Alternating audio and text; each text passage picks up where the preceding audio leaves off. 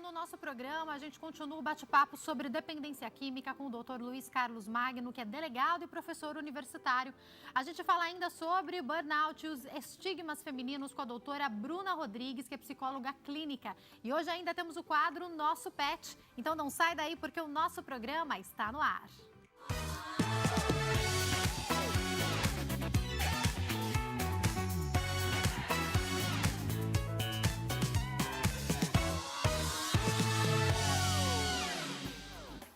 Olá, muito boa tarde. Obrigada a você que nos assiste do Brasil, de fora do Brasil, de qualquer lugar do mundo. Obrigada pelo carinho, pela audiência e pelos recados que nós recebemos sempre através das nossas redes sociais. Todos os nossos meios de comunicação estão à disposição para que você possa falar com a gente. Todas as redes sociais da HIT, temos Instagram, Facebook, o canal do YouTube que está passando aí para vocês. A gente espera sempre a sua participação. Se você ainda não é inscrito no canal, inscreva-se ali no HIT TV, tá? E ali você pode também, no sininho, ativar as notificações. Sempre que tiver vídeo novo, você vai ficar sabendo. E agora, no nosso programa, a gente tem dica de bom filme para você. É inacreditável o que a Graça Filmes preparou para você. A plataforma dos cristãos, repleta de filmes e desenhos para você e sua família se divertirem juntos. Acesse agora www.bomfilme.com.br. Conteúdos de valor para sua diversão e edificação. Para mais informações, ligue 0 prestadora 21 2141 3510 ou pelo WhatsApp 21 96858 1951. Bom Filme, a serviço do Rei. Depois dessa dica preciosa, eu te convido a participar do nosso programa. Você pode, a qualquer momento, participar através do nosso WhatsApp. O nosso número de telefone é o 0 Operadora 11 3337 5886 ou através do Instagram, @nosso programa. Ainda temos a fanpage facebook.com/nossopgm. A gente está falando agora sobre dependência química. Retomamos o bate-papo que fizemos ontem com o Dr. Carlos Magno, porque não deu para falar sobre tudo que a gente gostaria. Então eu recebo aqui novamente o doutor Carlos Magno, professor universitário, delegado. Tudo bem? Mais uma vez, uma Prazer alegria. recebê-lo aqui novamente, Muito viu, obrigado. doutor? Prazer Falando nosso. sobre um assunto de conscientização, eu vou retomar um bate-papo de onde a gente perdeu ontem. Deixa eu lembrar quem está em casa que se você perdeu o bate-papo de ontem, quando acabar o programa hoje, você pode ir lá no canal do YouTube da HIT, na pesquisa, coloca a data de ontem que você vai encontrar o programa para poder assistir inteiro também.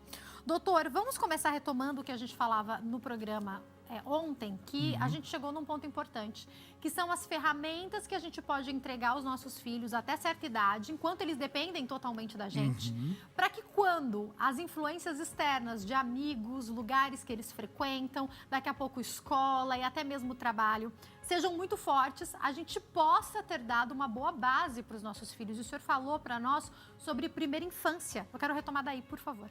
Primeira infância e psicólogos, pedagogos e a própria Bíblia Sagrada concordam essa chamada primeira infância. Aceita como de 0 a 6 anos. Eles têm um conceito dos 1000 dias, primeiros 1000 dias, mais ou menos 2 anos.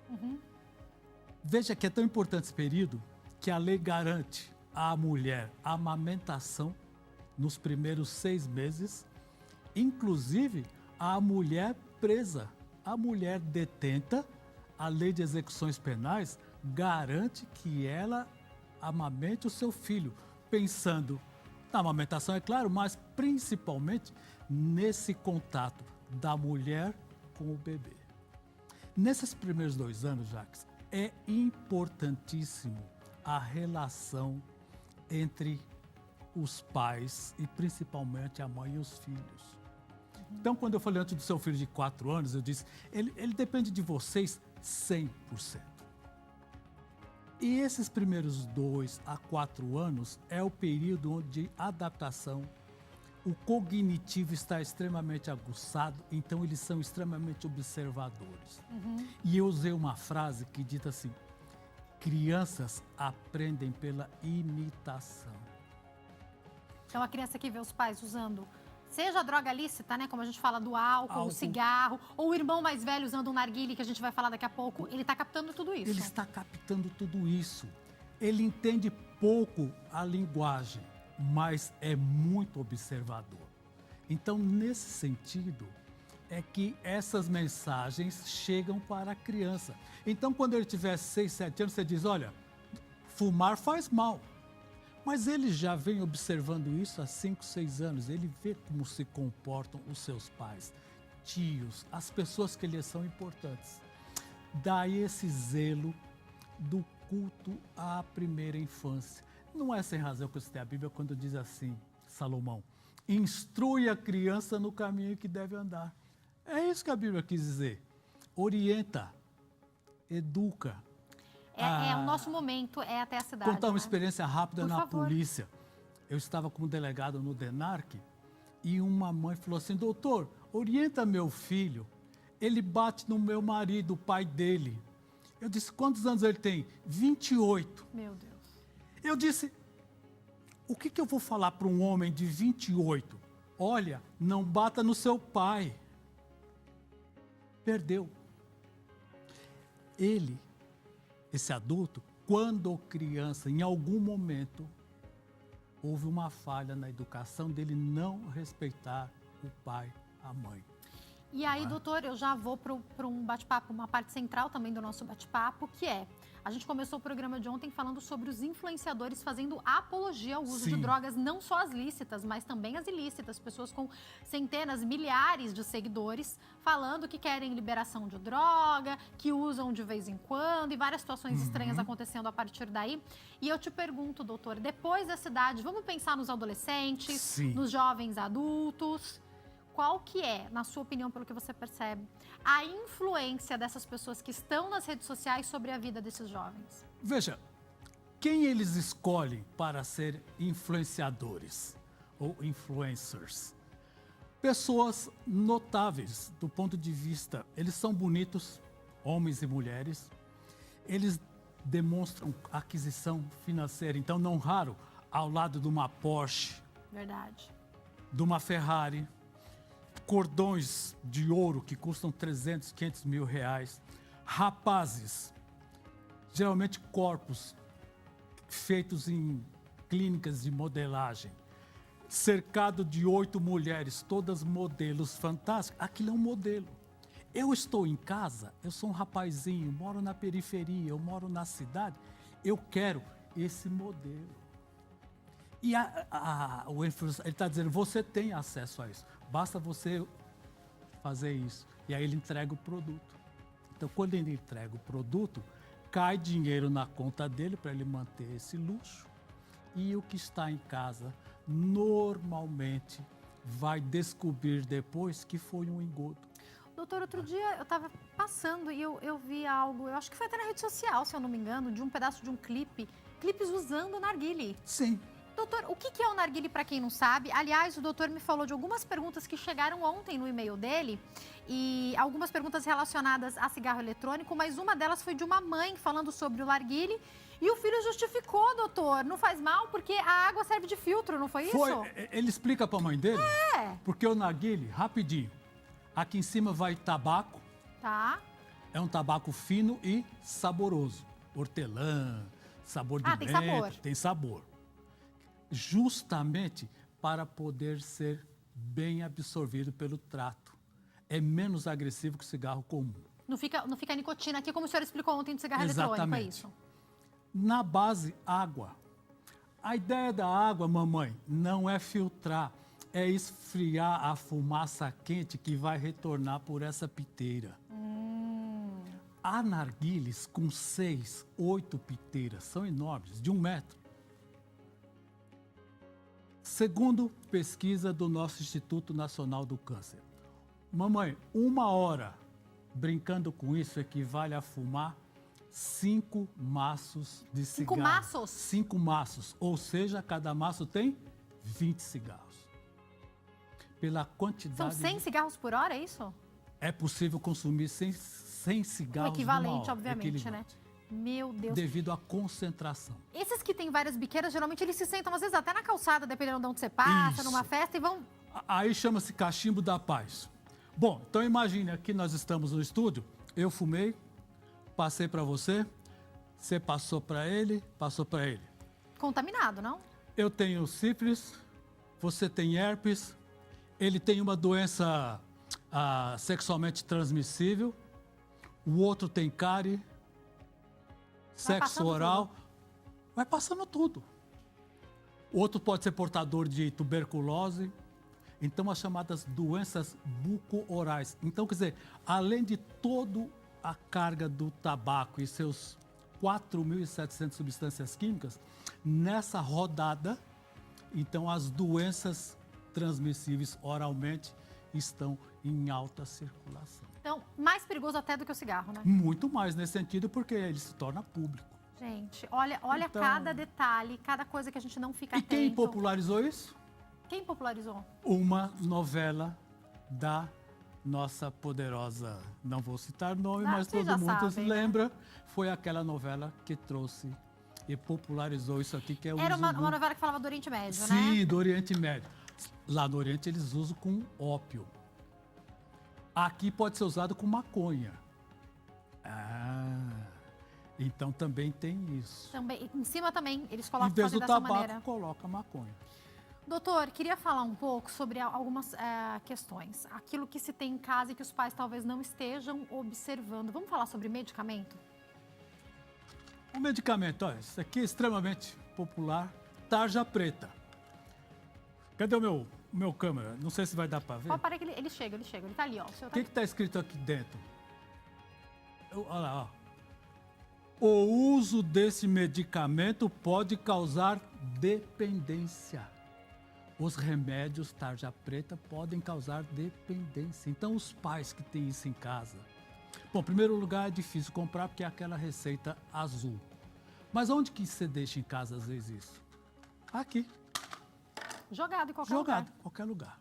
Aí, Ainda mais se é um remédio que é de uso esporádico, então uma mãe ou um pai que usa só quando não consegue dormir, uma situação ou outra. aí você tem uma filha de 15 aninhos e ela sabe que a mamãe toma isso, porque a mãe já falou assim, eu tomo isso aí para não matar seu pai, ele me deixa nervoso. Olha as frases é. que as crianças estão absorvendo tudo. Eu vou tomar isso aqui porque eu vou matar seu pai, ele me deixa nervoso, ele me tira do sério, eu não durmo. A menina tá ouvindo. Aí ela briga com o namoradinho, ela diz, a minha mãe toma isso aqui, dá-lhe uma baita relaxada. E se eu tomar? Lógico que vai. Isso aqui é clonazepam. Pronto. Acesso fácil dentro da própria casa e o que é pior, automedicação. Meu Deus, isso é tão sério. Automedicação. Um jovem pode, com certeza, morrer usando isso de maneira indevida, né, doutor? Claro que Além sim. da dependência. Além da dependência, uma superdose. Aliás, são reportadas muitas histórias de suicídio, principalmente feminino. A quantidade expressiva desse medicamento misturada com álcool que vai potencializar o efeito. Vamos falar sobre álcool e o consumo dos jovens, doutor? O senhor falou uma coisa ontem que chamou muito a minha atenção. Alguns jovens não associam cerveja como álcool. Explica um pouco para nós sobre isso. Há um conceito popular que bebida é o pesado. Whisky, rum, vodka. E a cerveja, por conter apenas 4 ou 5 graus, pinga contém 39 e 40. O uísque 40%. Então a cerveja com 4 ou 5 é muito menor. Todavia, como eu disse ontem, com 2 copos de cerveja desse, eu ingeri o mesmo que 2 pingas ou 3 doses de uísque. Doutor, eu quero só voltar a uma coisa que é importante. Não adianta os pais ficarem falando para não consumir. Se em casa o jovem abre a geladeira e sabe que o pai consome, sabe que vai ter em casa. Então, não quero trazer aqui a questão que eu poderia trazer, que é a questão religiosa disso, mas vamos trazer assim, num senso comum. O jovem está vendo se o discurso do pai e da mãe é um, mas a feita é outra. O que eu digo para os pais, álcool é social. Não é possível fazer. O cigarro eu posso bater 100%, ele é só malefício. O álcool é outra história. O álcool vem desde a antiguidade, num contexto social. Alguns, para nos provocar, inclusive, dizem assim, Tanto é verdade que o Mestre Jesus, o primeiro milagre foi transformar a água num ótimo vinho. O que eu falo para os pais, você que está me ouvindo agora? Tem álcool na sua casa? Tem cerveja, tem um bom vinho? O que nós podemos passar para os nossos filhos? Como é que se bebe socialmente? O seu filho ou sua filha já o encontrou bêbado? Que, aliás, a Bíblia faz alertas sérios sobre a embriaguez. Quando você está na mesa e aí você fala assim no seu filho, pai, o senhor não vai beber hoje? Não, porque logo em seguida é o papai que vai levar o carro para casa. Você acabou de dar uma baita aula. Você diz, olha, o papai até gosta de um vinho, mas sou eu quem está dirigindo. Logo após o almoço, nós temos que ir embora. Na festa do aniversário terminou 5 da tarde, mas o senhor não vai beber hoje? Não, porque sou eu quem leva o carro. Agora, se o pai ou a mãe é irresponsável, a criança também está aprendendo essa irresponsabilidade. Ele aprende. Porque ele diz, se ele bebe e sai dirigindo, por que eu também não? Doutor, eu tenho 4 minutos, infelizmente, para encerrar, mas eu quero vir aqui para as perguntas do pessoal em casa, tá? Um rapaz perguntou, eu acho que é importantíssimo isso, como fazer para não voltar a usar drogas, e a gente sabe da dificuldade no momento da abstinência desses jovens. Fala com a gente. Rapidinho para ele. Eu disse para ele que como eu não sei o tipo de droga, a quantidade, o que a droga significa para ele. Isso tudo faz diferença, né? Completa. Mas eu diria para ele, linhas gerais. Evita os amigos de uso. Eu não estou falando para você, como disse, ficar de mal. Afaste-se desse. Por quê? Porque há um contato positivo. São amigos de usada. Não volte nos lugares onde você frequentava. Meu irmão, dá para parar de beber frequentando o bar? Fala para mim. Não, eu estou lá no boteco, mas eu parei de beber. Rapaz, eu acho que isso não vai dar certo.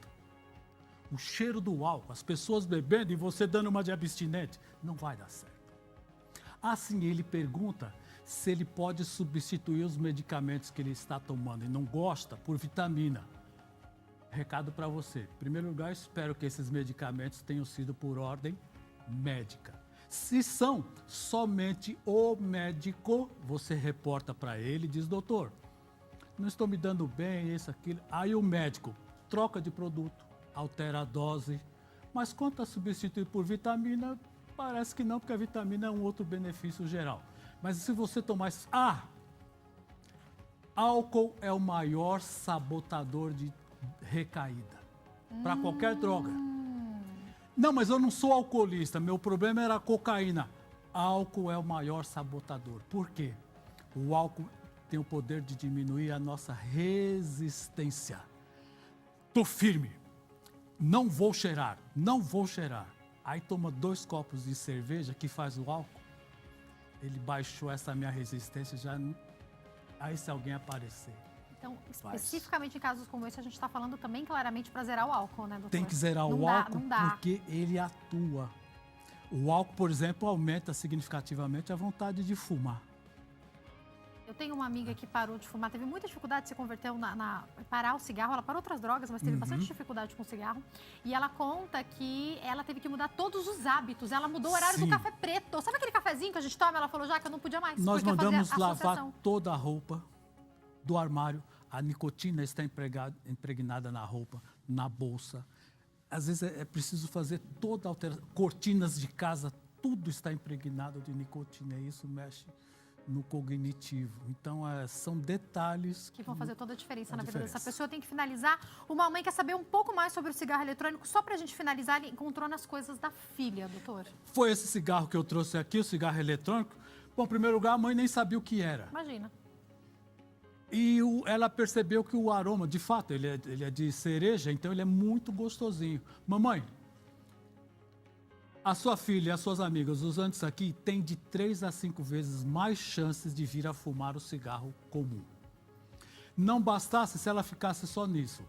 Potencializa quadros de asma, bronquite, doenças crônicas e, em alguns casos, pode levar ao batimento cardíaco e, excepcionalmente, pode levar a convulsão e morte. Então, Doutor, eu não tenho é uma que encerrar, brincadeira, que droga. Tenho que te convidar. O senhor volta, por favor, mais Volta, vezes. a Vamos gente tentar volta. fazer um programa inteiro sobre esse assunto, porque são muitas as dúvidas. Vou pedir para que as pessoas continuem participando. Quem quiser entrar em contato com o doutor, e-mail mestremagno@gmail.com, passando para vocês. Doutor, muito obrigada. Desculpe o pouco tempo. Eu que agradeço, Volte mais sempre uma vezes, viu? alegria. Muito Deus obrigada. abençoe. Muito obrigado. Amém. Viu? Eu vou para o mais. intervalo. Daqui a pouquinho eu estou de volta falando sobre burnout e os estigmas femininos. E temos também o quadro Nosso Pet. Não sai daí.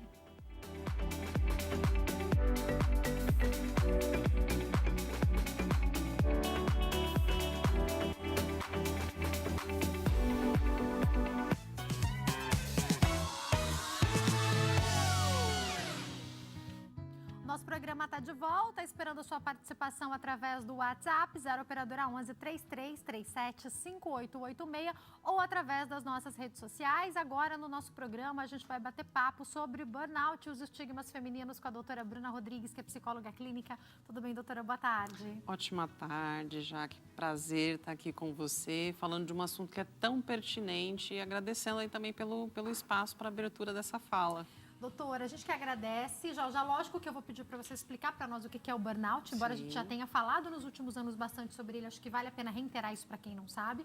Mas uma pergunta antes que eu tenho a te fazer é: as mulheres se queixam mais de esgotamento de uma maneira geral?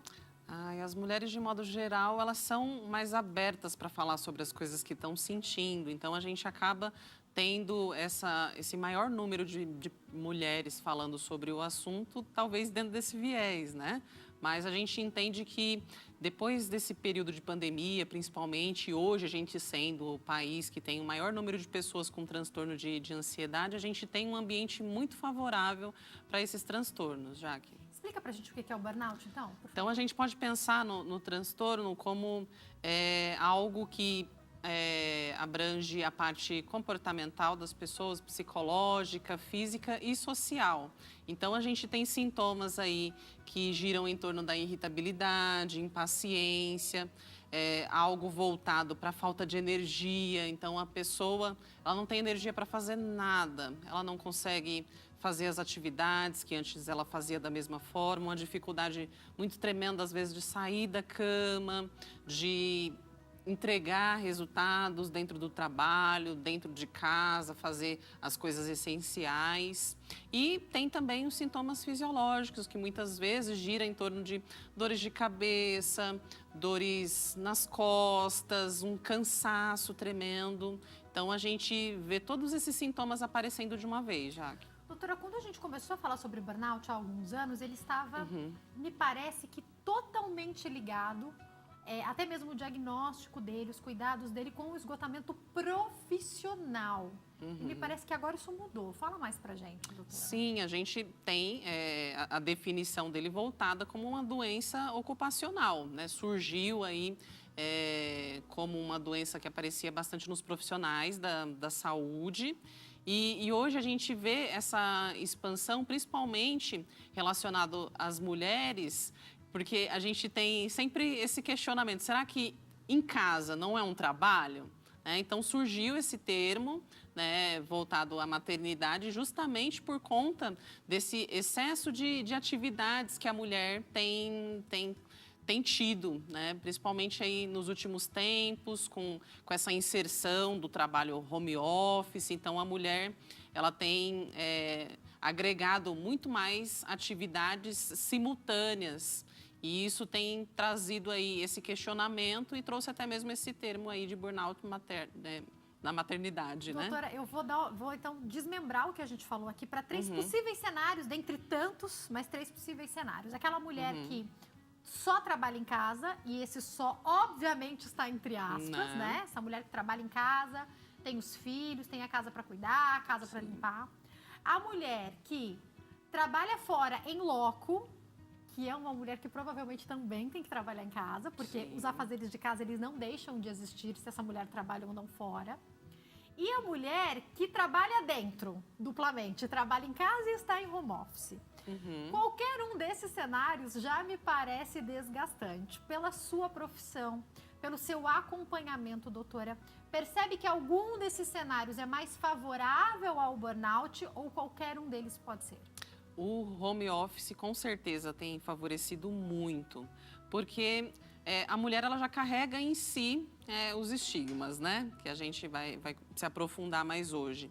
Então tem muitas crenças de que ela precisa ser perfeita, de que ela precisa ser uma mãe perfeita, de que ela precisa ser uma esposa perfeita. Então quando ela está em casa, né, eu brinco bastante com as minhas pacientes. Ela está lá e ela está enxergando tudo o que tem que fazer na casa, só que ela precisa dar conta do trabalho. Então a mente começa a ficar totalmente acelerada. Poxa vida, o vidro está sujo, né? Ai, preciso passar um pano nessa casa. Então esse acúmulo de pensamentos, né, vai trazendo essa aceleração que é bem comum nas pessoas ansiosas, vai trazendo as neuroses. Ai, o que as pessoas vão pensar de mim? Eu estou em casa e a louça está aqui para lavar.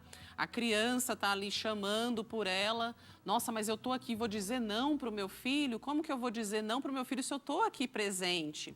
Né? E a cobrança do trabalho, a entrega precisa ser perfeita. Ai, será que eu vou deixar de ser promovida por conta de meu filho estar aqui aparecer em uma reunião?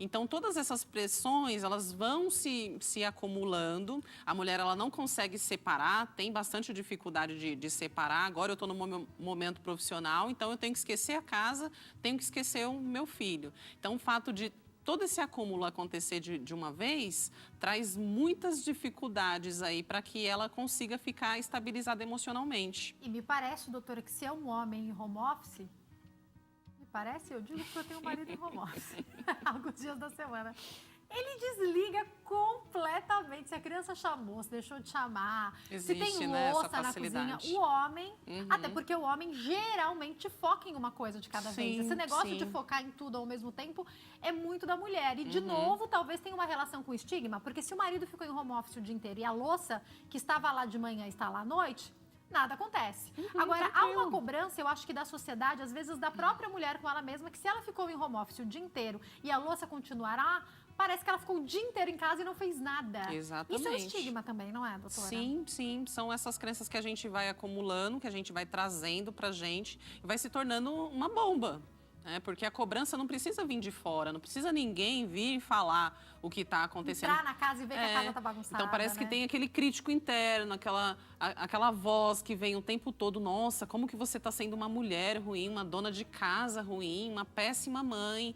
Então existe esse estigma que eu preciso atender a tudo, 100%. Eu não posso ser meia boca em uma coisa. Eu não posso errar em algum contexto. E essa coisa de ter que ser essa super mulher o tempo todo tem trazido essa supercarga, porque a gente nunca vai conseguir. Sabe que a sua fala me fez lembrar de algo que aconteceu semana passada em casa. A gente terminou de jantar, né?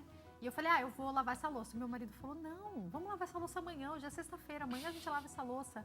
Eu falei, não, preciso lavar agora. Ele fez, pelo amor de Deus, não vai entrar ninguém na casa entre hoje e amanhã de manhã. Por que precisa lavar a louça da janta? Mas é tão intrínseco em nós, não é, doutora? Sim, a gente foi se constituindo, né, ao longo da história, como você colocou, né? Lá atrás, que a mulher tinha que cuidar dos filhos, ela tinha que plantar, ela tinha que colher, ela tinha que fazer todas essas atividades, prestar atenção em tudo, né? Porque o marido estava lá fora caçando. Vamos voltar como é que a gente era, porque a gente traz isso, né? Sim. Então, por mais que a mulher ficasse na casa, entre aspas, ela tinha também uma atenção nisso tudo que ela fazia, porque além de ser, em muitas vezes, responsável por toda a questão da colheita e da plantação, ela ainda tinha que ter uma atenção muito grande com as crias que estavam dentro de casa e com qualquer predador. A gente traz isso intrínseco em nós também, né? Sim, é uma administradora, né? Ela precisa ali administrar, não pode deixar faltar, precisa estar muito atenta a tudo. Então, isso aflorou muito esses nossos instintos, né? Esse instinto de preocupação, de estar acompanhando as coisas, de ter o controle das coisas o tempo todo, né? E esse controle fala muito sobre esse nosso adoecimento. A gente se acostumou a ser dessa forma, só que hoje isso vem nos sobrecarregando. E eu, doutora, falo muito, questiono muito sobre isso. A mulher que trabalha fora, seja ela em home office ou fisicamente fora, ela muitas vezes não se livrou do outro trabalho de casa. Eu não estou nem falando da maternidade, que eu acho que ninguém quer se livrar da maternidade, a gente só precisa saber organizar isso. Mas você está trabalhando fora, você chega A janta precisa ser feita do mesmo jeito, a casa precisa ser limpa do mesmo jeito. Se você não lavou a louça antes de sair do trabalho, ela tá lá para sua volta. E eu sei que a gente evoluiu, muitos maridos são companheiros, ajudam. O meu marido, por exemplo, ama cozinhar, geralmente ele já chega e já vai fazendo a janta. Então, muitas mulheres têm essa colaboração. Mas me parece que ainda assim, a cobrança é muito nossa, do tipo, mas eu vou dormir e deixar essa louça lá? Nossa, mas hoje eu não consegui estar na reunião do meu filho porque eu estava na escola. Como a gente pode caminhar, já que a gente melhorou no mercado de trabalho, como é que a gente caminha agora para equilibrar todos esses novos pratinhos, doutora? Então, olha o quanto que a gente precisa sair dessa romantização de que, né, eu sou guerreira, eu vou dar conta de tudo, eu vou ser perfeita. Então, vocês estavam falando sobre as redes sociais, né? Então, às vezes, nas redes sociais, você vê só o filtro, aquilo que a pessoa quer mostrar de melhor que ela tem na vida dela. Então, ela vai mostrar que ela está dando conta de tudo, ela vai mostrar ela fazendo, né, naquele pico das atividades. Então, muitas pessoas tomam como referência justamente esses momentos.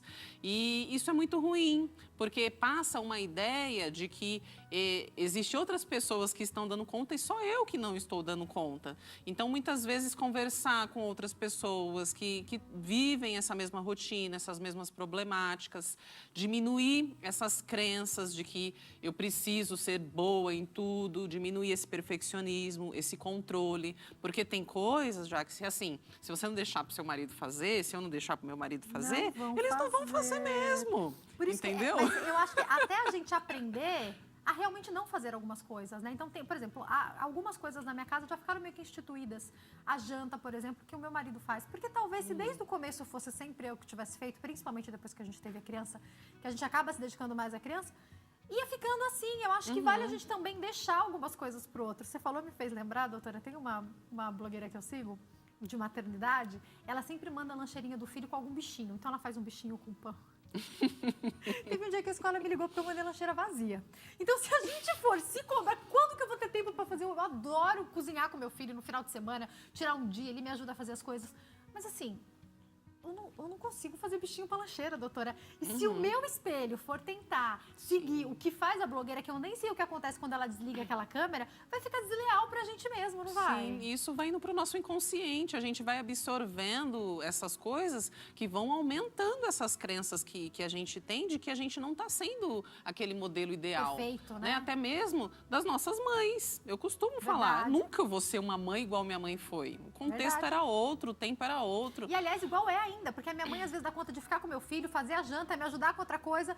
É um contexto, às vezes eu olho e falo, meu Deus, como é que pode? Mas, de fato, é outra criação, é outro contexto, Sim, né, então doutora? é muito difícil a gente ter uma pessoa como referência. A gente precisa se entender como um indivíduo único, né, com sentimentos, com comportamentos que são únicos e entender o que dentro das nossas condições a gente consegue atender.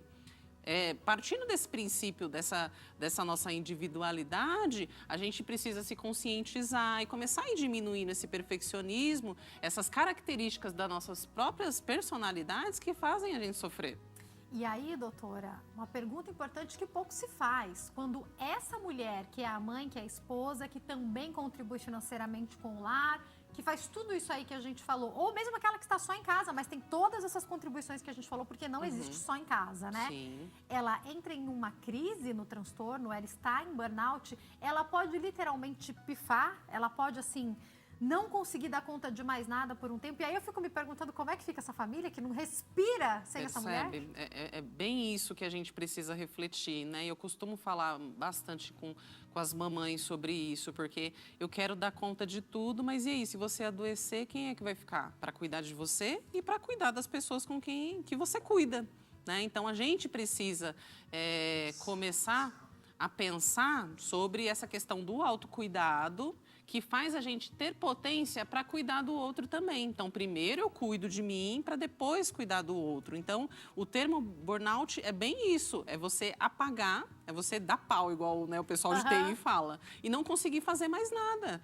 Porque a mãe mesmo, ela entra num estado depressivo que ela não consegue mais dar aquela atenção que ela precisaria dar para o filho dela. Começa a cair o rendimento no serviço e isso vai se tornando uma bola de neve, porque outras questões vão aparecendo.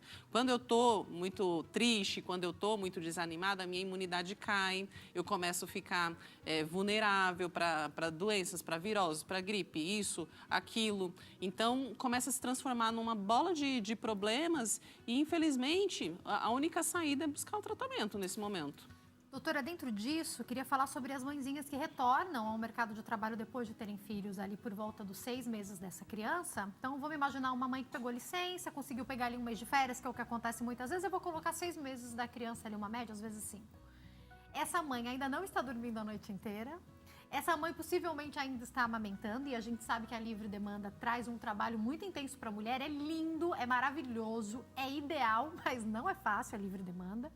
Essa mulher não está com os hormônios totalmente no lugar ainda. Sim. E ela volta para o mercado de trabalho muitas vezes perdendo a estabilidade que ela tinha antes e com medo de ser mandada embora porque agora é mãe.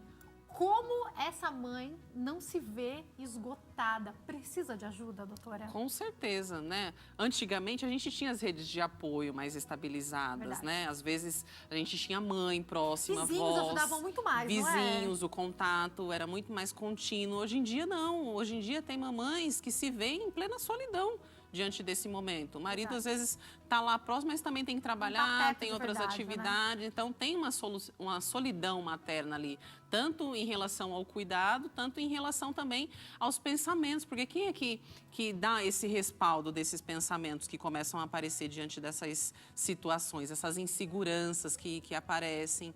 Então, olha o quanto que a gente precisa abrir esse diálogo, precisa naturalizar, porque tem mãe que ela tem receio de falar sobre as coisas que ela está sentindo e ser julgada.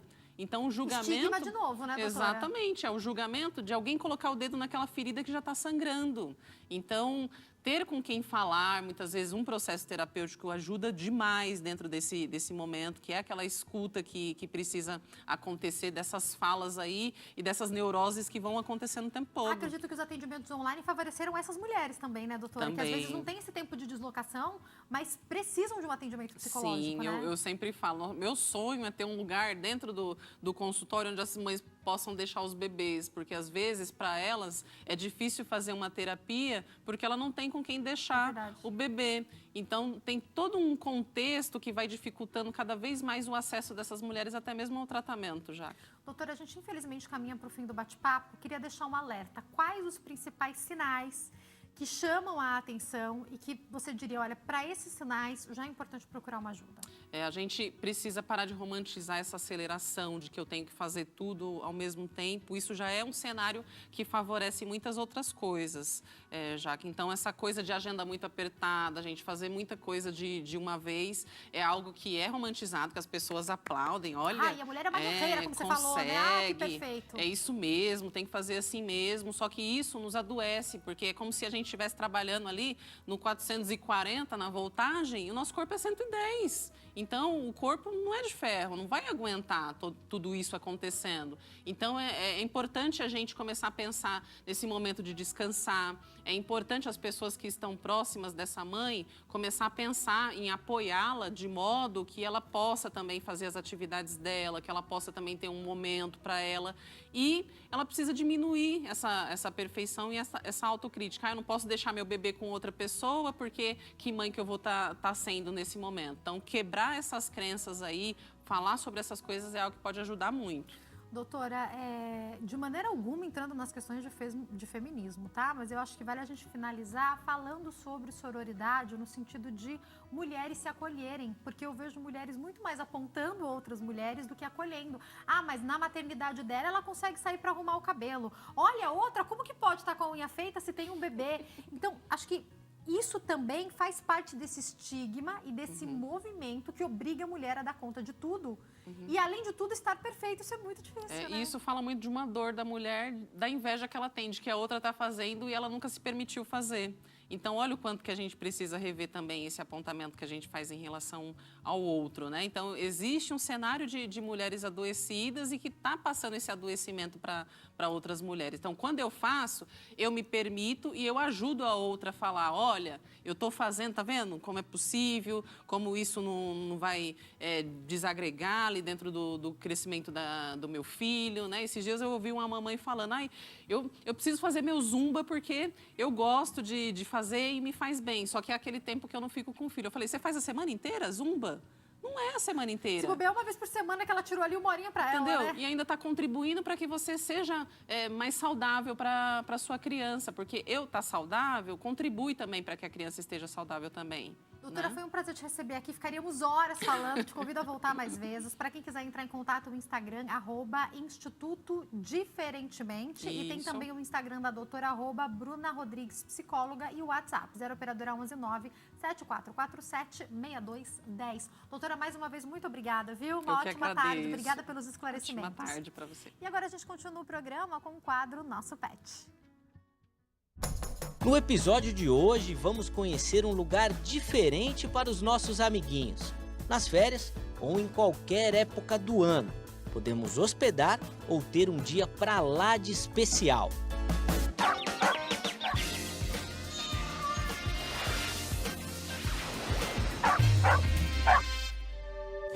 Os locais que possuem hospedagem, diária, banho e tosa, piscina e até mesmo ofurô. E claro, todo o amor e cuidado que eles merecem. A doutora Evelyn explica como funciona a recepção. Eles chegam pra gente primeiramente por uma triagem, tá bom? Todos os animais, quando chegam aqui, eles passam por uma triagem. Nessa triagem, com o veterinário, né, responsável aqui no momento, ele vai ver a carteirinha de vacinação, tá bom? Então tem que estar com todas as vacinas, vermifugado e com antipulgas, tá bom? Além disso, a gente também vai ver se tem algum problema com o animal, a gente faz um check-up geral no animal, tá bom? Então, depois que tá tudo ok, a gente junta eles com turminhas, tá? Cada um com o seu porte médio, porte grande, porte pequeno, para a brincadeira ficar segura para todo mundo. Na quadra eles vão brincar, se divertir, são um período de 4 horas. Então eles vão ficar brincando, correndo e a gente vai mandando vídeos para tutores, tá bom? Quando o horário deles ir embora, a gente conversa com os tutores para ver se tá tudo ok, se eles se divertiram, a gente conversa certinho. E depois eles só voltam no dia da hospedagem. A gente precisa da carteirinha de vacinação com todas as vacinas, sem exceção, sendo a V10, a raiva, a gripe e a giardia, no caso dos cães. Nos casos dos gatos, a gente pede também todas as vacinas. Por muitas das vezes, a gente pode pedir os exames de FIV e FeLV, tá bom? Que são doenças que pode passar devido ao ar ou contato com outros animais. E os outros animais, como as araras, a gente pede documentos que tenham a regularização deles. Então, eles têm que estar tudo certinho para a gente não aceitar nenhum animal que não seja regularizado, não seja certinho. Então, prepare a documentação necessária para o seu bichinho de estimação poder ter um dia cheio de atividades. Toda manhã, os cães são trazidos do canil para um banho de sol, brincar e se exercitar. Quando ficam cansados, podem tomar um banho relaxante de ofurô. Os bichinhos são parte da família e quem não quer o melhor para eles? O tutor, ou melhor, o pai da Lofi, sempre pensa no bem-estar dela. Bom, eu sou o pai da Lofi, né? A gente deixa ela aqui no PET desde 2016. Ela era pequenininha, a gente precisou viajar uma vez e aí a gente veio procurar para ver algum lugar que podia deixar ela de hotel. E aí a gente também descobriu que tinha creche. Então, desde 2016 ela fica na creche, né? Ela fica todos os dias, ela vem de manhãzinha, aqui fica das 7 até umas 7 da noite. E assim, sempre que a gente precisa viajar, normalmente a gente tira férias a cada 6 meses, então a gente deixa ela de hotel. Então ela fica aqui enquanto a gente está viajando, ela aproveita, fica de hotelzinho, aí fica super bem. A gente fica sempre tranquilo, toda vez que traz ela para cá, ela fica tranquila. A gente quando tá em casa, que às vezes não dá para trazer ela muito cedo, né? Aí ela fica no sofá já esperando na porta, esperando o táxi buscar ela lá, o táxi deles. Então ela fica lá na porta.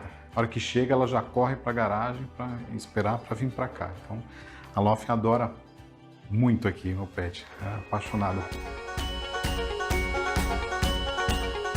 E vocês, gostaram das dicas de hoje?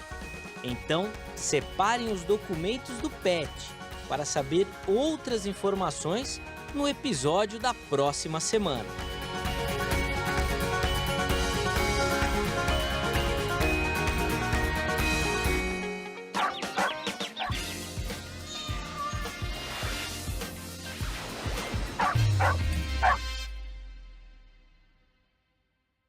Semana que vem tem mais, a gente continua. Obrigada hoje pelo seu carinho, pela sua audiência. Amanhã eu converso com o Alessandro Scatena, que é apresentador, e fala conosco sobre as mudanças no mercado audiovisual. Tem também uma conversa com o Luiz Massi, que é artesão. Além de tudo, além de bater papo com a gente, ele nos ensina a técnica de encadernação. Eu te espero aqui amanhã, ao vivo, se Deus quiser. Tchau, tchau.